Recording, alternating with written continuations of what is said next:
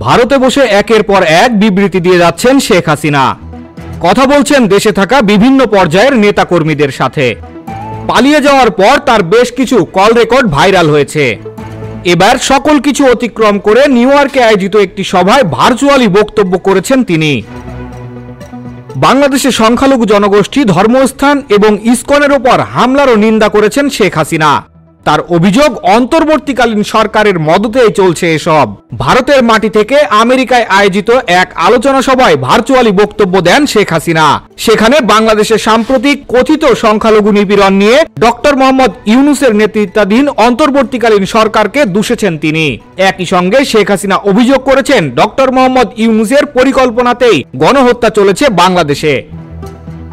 শেখ হাসিনা বলেছেন, আজ আমার বিরুদ্ধে গণহত্যার অভিযোগ আনা হয়েছে, কিন্তু বাস্তবে মোহাম্মদ ইউনূসই ছাত্র সমন্বয়কদের নিয়ে একটি সুনিপুণ পরিকল্পনার মাধ্যমে গণহত্যায় লিপ্ত হয়েছেন। তারাই মাস্টার মাইন্ড।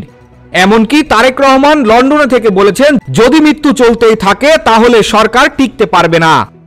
বৈষম্য বিরোধী ছাত্র আন্দোলনের থেকে তৈরি হওয়া জনবিক্ষোভের জেরে গত 5 আগস্ট পদত্যাগ করে ভারতে পালিয়ে যায় শেখ হাসিনা। বর্তমানে তিনি ভারতেই অবস্থান করছেন। এদিন শেখ হাসিনা পদত্যাগ করে ঢাকা ছেড়ে দিল্লি যাওয়ার কারণও ব্যাখ্যা করেছেন। তিনি বলেছেন, আমি গণহত্যা চাইনি, আমি যদি ক্ষমতায় আঁকড়ে থাকতে চাইতাম তাহলে গণহত্যা হতো। যখন নির্বিচারে মানুষের মৃত্যু হয়েছে তখন আমি সিদ্ধান্ত নিয়েছিলাম যে আমার চলে যাওয়া উচিত। আমাকে খুন করার পরিকল্পনাও হয়েছিল।